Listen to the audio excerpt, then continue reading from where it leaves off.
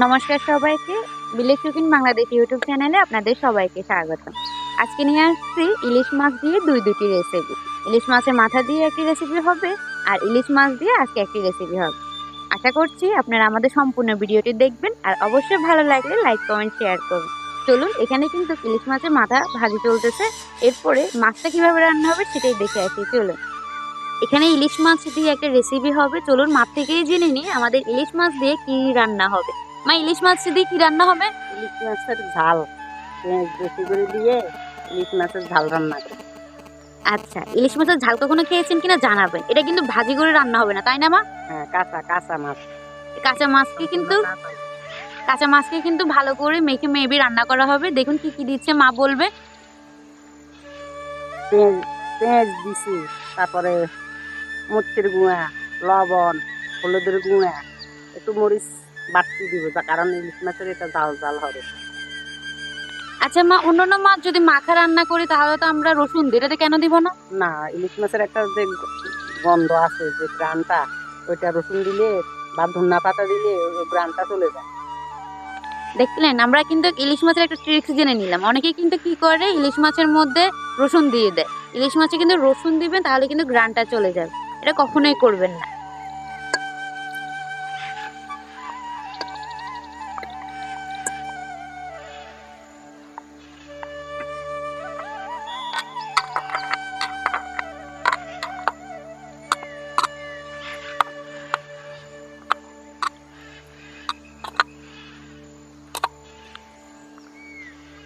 ইলিশ মাছে কিন্তু ডিমও হয়েছে। আমার মা কিন্তু ডিম আলাদা করে নাই, সম্পূর্ণটা নিয়ে নিয়েছে।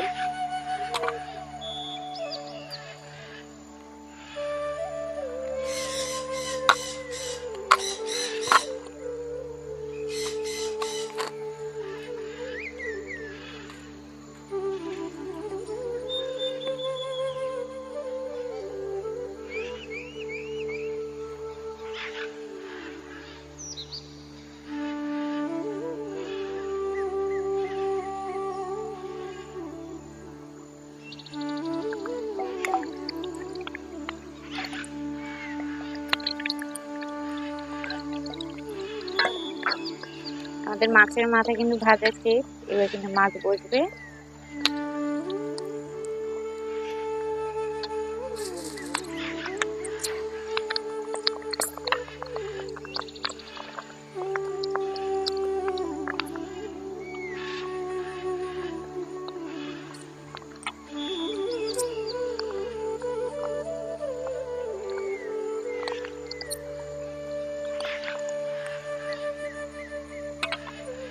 মাছের মাথা যে তেলে ভেজেছে ওই তেলেই কিন্তু মা মাছটি রান্না করতেছে।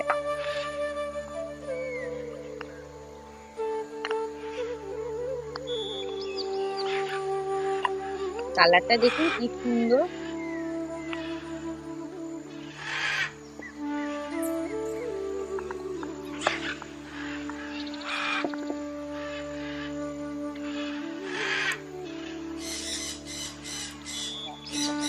মাছটা একটু ভাজা ভাজা হলে কিন্তু এখানে জল দিয়ে দেওয়া হবে। আর এটা কিন্তু কাঁচা ইলিশের ঝাল বলতে পারে। দেখুন, মাটি ডুবি একসাথে এক পিঠ মাছ যখন লাল লাল হয়ে গেছে, তার এক পিঠ উল্টে দিছি। এখন এই পিঠ লাল লাল হয়ে যাইলে তাহলে মাছটা ভালো করে কষানো হলো, মাছটা ভাজার মতো হয়ে গেল। এরপর জল দিয়ে দিই, পরিমাণ মতো মাছের জল দিয়ে দিচ্ছি।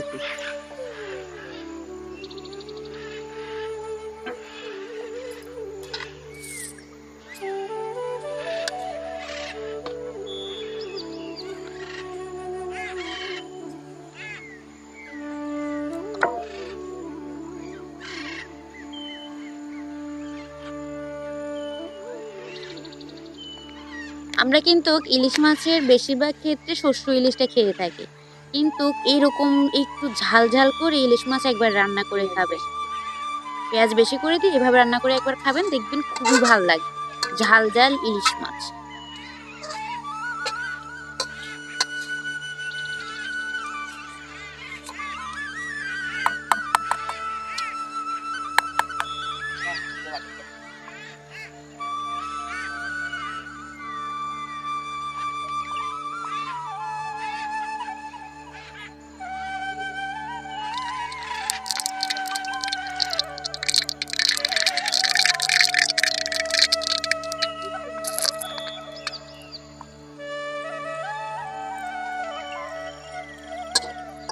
ইলিশ মাছের মাথা দিয়ে হবে কিন্তু ভিন্ন একটা রেসিপি।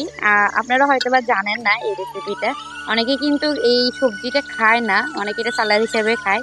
তবে আজকে আমরা ইলিশ মাছের মাথা দিয়ে এটাকে একটা তরকারি হিসেবে রেসিপি রান্না করে দেখাচ্ছি।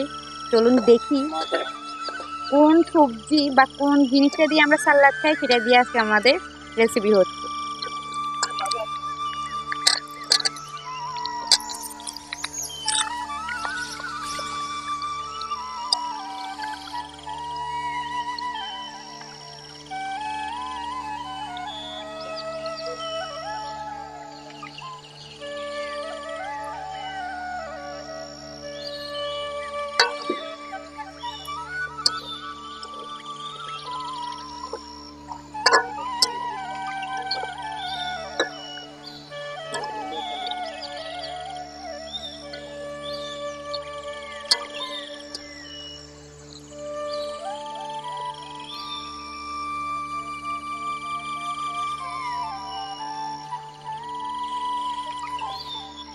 এতক্ষণে তো আপনারা বুঝে গিয়েছেন আমরা কি দিয়ে আজকে রেসিপিটা তৈরি করেছি।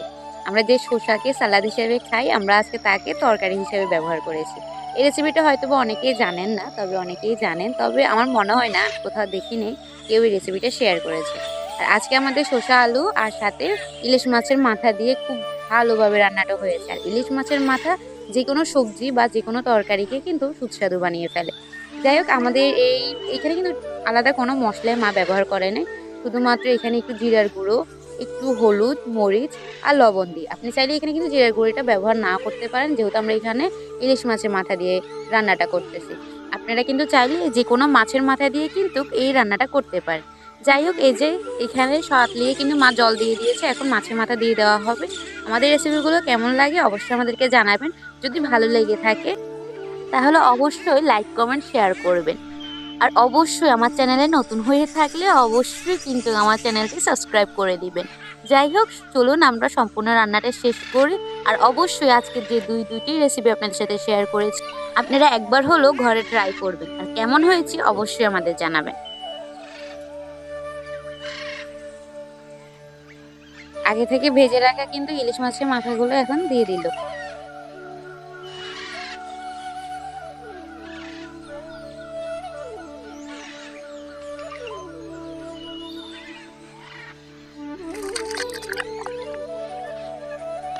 তৈরি হয়ে গেছে আমাদের কিন্তু শসা আলু ইলিশ মাছের মাথা দিয়ে ঝোল।